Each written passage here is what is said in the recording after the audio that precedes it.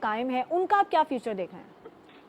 یہ اس کے اوپر سپریم کورٹ کا فیصلہ موجود ہے، اور یہ سپریم کورٹ کے فیصلے کی جس قدر بے توقیری ہوئی ہے پاکستان یا دنیا کی کسی بھی ملک کی تاریخ میں، اس طرح کا جو ہے سپریم کورٹ کے فیصلے کو جس بے دردی کے ساتھ رد کیا گیا، اس کی کوئی مثال نہیں ملے گی۔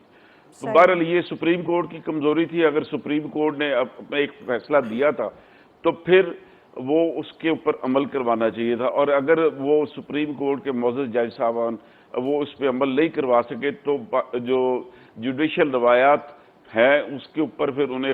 خود استعفیٰ دے دینا چاہیے تھا۔ اور یہ جسٹس کارنیلیس نے ایک دفعہ یہ بات کہی تھی کہ اگر میرے فیصلے پہ عمل نہ ہو تو میں انٹرنیشنل میڈیا بلاؤں گا اور یہ میں ان کے سامنے رکھوں گا کہ میری ججمنٹ پہ عمل نہیں ہوا، اس لیے میں استعفیٰ دے رہا ہوں۔ تو یہ ہمارے معزز جج صاحبان جو ہے ان کے لیے ایک مثال موجود تھی، لیکن شاید وہ اس بات کو اتنا اہم نہیں سمجھتے تھے کہ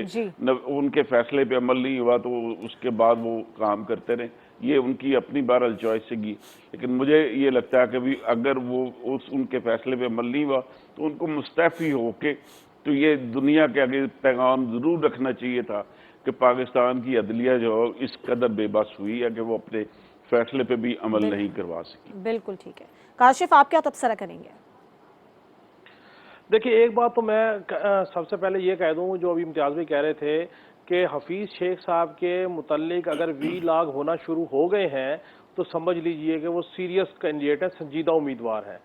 امیدواروں کے خلاف جب خبریں باہر آتی ہیں تو اس کا مطلب یہ ہے کہ ان کی کینڈیڈیچر کو ہلایا جاتا ہے۔ دوسری بات سن لیجئے کہ جیسے ہی